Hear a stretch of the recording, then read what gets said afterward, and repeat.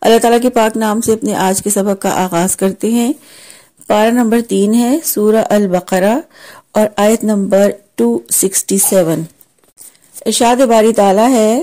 یا ایھا الذین آمنوا انفقوا من طیبات ما کسبتم ومما اخرجنا لکم من الارض ولا تیمموا الخبیث منہ تنفقون ولستم بآخذیہ الا ان تغمضوا فیہ واعلموا ان اللہ غنی حمید۔ بامحاورہ ترجمہ ہے، اے لوگو جو ایمان لائے ہو، ان پاکیزہ چیزوں میں سے خرچ کرو جو تم نے کمائی ہیں، اور ان میں سے بھی جو ہم نے تمہارے لیے زمین سے نکالی ہیں، اور اس میں سے جو تم خرچ کرتے ہو گندی چیز کا ارادہ نہ کرو، حالانکہ تم خود ہی اس کو لینے والے نہیں، مگر یہ کہ تم اس میں سے چشم پوشی کرو، یعنی آنکھیں بند کر لو، اور جان لو یقیناً اللہ تعالیٰ بڑا بے پرواہ بے حد خوبیوں والا ہے۔ سب سے پہلے اس آیت کا شان نزول دیکھتے ہیں۔ حضرت براء بن عازب رضی اللہ عنہ سے مروی ہے کہ یہ آیت انصار کے بارے میں نازل ہوئی۔ کھجور پکنے کے زمانے میں لوگ مسجد نبوی میں رسی سے کھجور کے کچھ گچھے لٹکا دیتے تاکہ غریب مہاجرین کھا لیا کریں،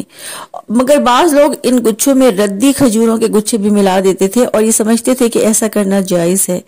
اللہ تعالیٰ نے یہ آیت نازل فرما کر ایسے لوگوں کی تنبیہ فرمائی کہ ایسا کرنا جائز نہیں ہے، اور فرمایا، یا ایھا الذین آمنوا، اے لوگو جو ایمان لائے ہو، انفقوا من طیبات ما کسبتم ومما اخرجنا لکم من الارض، خرچ کرو ان پاکیزہ چیزوں میں سے جو تم نے کمائی ہیں اور ان میں سے بھی جو ہم نے تمہارے لیے زمین سے نکالی ہیں۔ تو اللہ سبحانہ وتعالی نے اپنے مومن بندوں کو یہ حکم دیا ہے کہ اس نے تمہیں کمانے کی توفیق دی ہے تو تم نے کمایا ہے، تو جو کچھ تم نے کمایا اس میں سے پاک مال اللہ تعالیٰ کے راستے میں خرچ کرو۔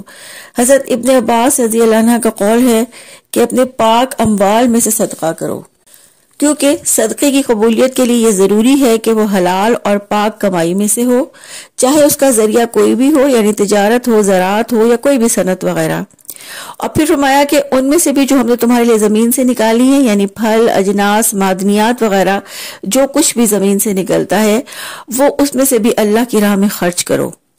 آیت مبارکہ کے اس حصے میں اللہ تعالیٰ نے یہ شعور دلایا ہے کہ زمین سے جو بھی نباتات باہر آ رہی ہیں ان کا پیدا کرنے والا اللہ ہے، چاہے کوئی چراگاہ ہے یا کوئی کھیت ہے، تو کھیت کے اندر بھی آپ نے محنت کی، ہل چلایا، بیج ڈالے، لیکن فصل کا اگانا تو آپ کے اختیار میں نہیں، یہ اللہ ہی کے اختیار میں ہے۔ اس کے ساتھ ساتھ اللہ رب العزت نے یہ شعور بھی دلایا کہ مومن کو چاہیے کہ وہ مال کو اپنی ذاتی چیز نہ سمجھے بلکہ اللہ کی چیز سمجھے، اور اپنی کمائی میں سے حقیقی ضرورت کے مطابق لے اور باقی اللہ کی راہ میں خرچ کر دے۔ حضرت انس بن مالک رضی اللہ عنہ بیان کرتے ہیں کہ بنو تمیم قبیلے کا ایک آدمی رسول اللہ صلی اللہ علیہ وآلہ وسلم کی خدمت میں حاضر ہوا اور کہنے لگا کہ اللہ کے رسول صلی اللہ علیہ وآلہ وسلم، میرے پاس بہت سا مال و دولت اور اہل و عیال ہیں، آپ مجھے بتائیں کہ میں کیا کروں اور کیسے خرچ کروں۔ رسول اللہ صلی اللہ علیہ وآلہ وسلم نے فرمایا، تو اپنے مال سے زکوٰۃ دے، وہ تجھے پاک کر دے گی، اور اپنے رشتہ داروں سے تعلق قائم رکھ، مسکین، پڑوسی اور سائل کا حق پہچان۔ دنیا میں انسان کے مال خرچ کرنے کی دو ہی صورتیں ہیں کہ ایک اللہ کے راستے میں خرچ کیا جائے اور دو شیطان کے راستے میں۔ تو اللہ تعالیٰ نے یہاں شعور دلایا ہے کہ اللہ کے راستے میں اپنا مال خرچ کرو، اور یہ سوچ اللہ تعالیٰ کی کمزور بندوں پر مال خرچ کرواتی ہے کہ ایک دن آنے والا ہے جب میں کمزور ہوں گی اور خالی دامن ہو کر اللہ کے سامنے حاضر ہوں گی، اس دن مجھے اللہ تعالیٰ کی رحمت کی ضرورت ہوگی، تو آج میں کمزوروں پر خرچ کر کے کل اللہ تعالیٰ کی رحمت کی امیدوار ہو سکتی ہوں۔ حضرت ابو ہریرہ رضی اللہ عنہ نے بیان کیا ہے کہ نبی اکرم صلی اللہ علیہ وآلہ وسلم نے فرمایا، کوئی دن ایسا نہیں جاتا کہ جب بندے صبح کو اٹھتے ہیں دو فرشتے آسمان سے نہ اترتے ہوں، ایک کہتا ہے اے اللہ خرچ کرنے والوں کو اور زیادہ دے، اور دوسرا کہتا ہے اے اللہ بخیل کے مال کو تلف کر دے۔ پھر فرمایا، وَلَا تَيَمَّمُوا الْخَبِيثَ مِنْهُ تُنْفِقُونَ، اور اس میں سے جو تم خرچ کرتے ہو گندی یا ردی چیز کا ارادہ نہ کرو۔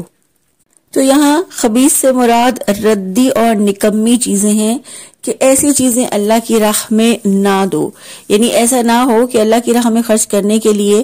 ردی اور ناکارہ مال چھانٹنے کی کوشش کرو۔ اس آیت کے حوالے سے ہمیں یہ پتہ چلتا ہے کہ رسول اللہ صلی اللہ علیہ وآلہ وسلم کے دور میں بھی ایسے افراد موجود تھے جن کی تربیت کی ضرورت تھی، جنہیں بلندی کے راستے پر ڈالنے کی ضرورت تھی، اور یہ ضرورت ہر وقت ہر دور میں موجود رہتی ہے، اس لیے کہ افراد کے مزاج ایک جیسے نہیں ہوتے اور ان کی تربیت بھی ایک جیسی نہیں ہوتی۔ پھر فرمایا وَلَسْتُمْ بِآخِذِيهِ إِلَّا أَن تُغْمِضُوا فِيهِ، حالانکہ تم خود ہی اس کو لینے والے نہیں ہو مگر یہ کہ تم اس کے بارے میں آنکھیں بند کر لو، یعنی چشم پوشی کرو۔ اس کا مطلب یہ ہے کہ یہ بھی ہو سکتا ہے کہ کبھی تم محتاج ہو جاؤ اور تمہیں ضرورت پڑ جائے، اور پھر اگر تمہیں کوئی ایسی ردی یا ناکارہ چیز دے تو تم قبول نہیں کرو گے مگر یہ کہ چشم پوشی کرنے پر مجبور ہو جاؤ گے۔ ایسی ردی اور ناکارہ چیز جو تمہیں لینا پسند نہ ہو، ایسی ہی چیز اللہ کی راہ میں کسی دوسرے کو بھی نہ دو۔ اس آیت مبارکہ میں انفاق فی سبیل اللہ کے معاملے میں مومنوں کے لیے نہایت عمدہ سبق ہے کہ جس چیز کو تم خود لینا پسند نہیں کرتے ہو اسے دینے سے بھی گریز کرو۔ تو اس آیت مبارکہ سے ہمیں یہ پتہ چلتا ہے کہ حلال اور پاکیزہ طریقے سے کمائے گئے مال کو اللہ کی راہ میں خرچ کیا جائے، اور یہ کہ اللہ کی راہ میں بہترین مال خرچ کیا جائے اور تمام اموال میں سے خرچ کیا جائے، یعنی زرعی اجناس ہوں یا معدنیات ہوں یا صنعتی پیداوار ہو، اور یہ کہ اللہ تعالیٰ کی راہ میں ردی اور گھٹیا اشیاء کے خرچ کرنے کا ارادہ نہ کیا جائے، ایسی چیزیں جو خود لینا پسند نہ ہو ایسی چیزیں دوسروں کو بھی نہ دی جائیں۔ پھر فرمایا وَاعْلَمُوا أَنَّ اللَّهَ غَنِيٌّ حَمِيدٌ، اور جان لو یقیناً اللہ تعالیٰ بڑا بے پرواہ بے حد خوبیوں والا ہے۔ اللہ تعالیٰ نے یہاں مومنوں کو یہ شعور دلایا کہ اللہ تعالیٰ اس بات سے بڑا بے پرواہ ہے کہ کوئی اس کی راہ میں خرچ کرتا ہے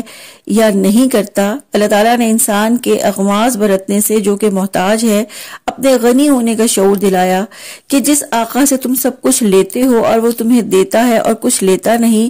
اسے تمہارے مال کی ضرورت نہیں، وہ تو بے پرواہ بے حد خوبیوں والا ہے۔ ہاں، اس صدقے کی تمہیں ضرورت ہے، اس لیے اپنی ضروریات کا خیال کر لو، یہ دوزخ سے بچانے کے لیے ڈھال ہے، تمہارے لیے سایہ بنے گا۔ جو اللہ تعالیٰ کی راہ میں خرچ کرتا ہے وہ اپنے ہی فائدے کے لیے خرچ کرتا ہے، لہٰذا مناسب یہی ہے کہ بہترین مال اللہ کی راہ میں خرچ کرو اور خوش دلی سے خرچ کرو، اور اپنے دشمن شیطان کی پیروی نہ کرو، کیونکہ شیطان تمہیں بخل کا حکم دیتا ہے اور افلاس اور مفلسی سے ڈراتا ہے کہ خرچ کرو گے تو مفلس ہو جاؤ گے، یہ شیطان کا دھوکہ ہے۔ اللہ تعالیٰ نے احساس دلایا کہ اللہ تعالیٰ حمید بے حد خوبیوں والا ہے، اپنی ذات میں آپ محمود ہے، اپنی ذات میں خود قابل تعریف ہے، حمد کا مالک ہے، اسے کسی کی حمد کی اور کسی کے اعتراف نعمت کی ضرورت نہیں، وہ پاکیزہ چیزوں پر اچھی جزا دیتا ہے۔ اللہ سبحانہ وتعالیٰ سے یہ دعا ہے اللہ تعالیٰ ہمیں اپنی پاک اور حلال کمائی میں سے بہترین مال اللہ کی راہ میں خرچ کرنے کی توفیق عطا فرما دیں، آمین۔ سبحانک اللہم و بحمدک، نشہد ان لا الہ الا انت، نستغفرک و نتوب الیک۔ السلام علیکم ورحمۃ اللہ وبرکاتہ۔